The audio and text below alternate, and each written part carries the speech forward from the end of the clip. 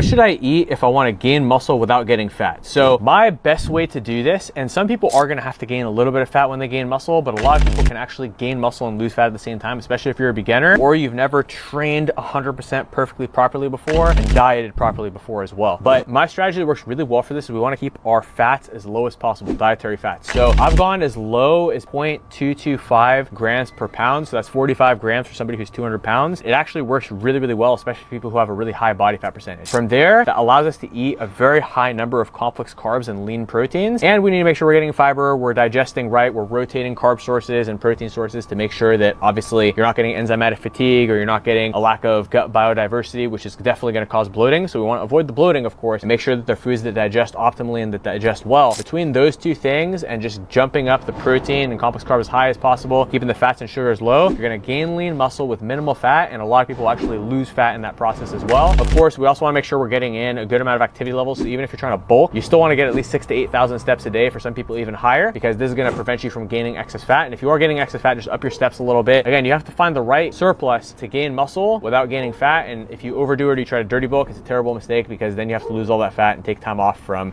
you know, gaining muscle. So it ends up kind of messing you up in the process. So these are my best tips for gaining muscle without gaining fat. And even if you do gain some fat, at the end of the day, as long as you gain minimal fat, that's going to be the key.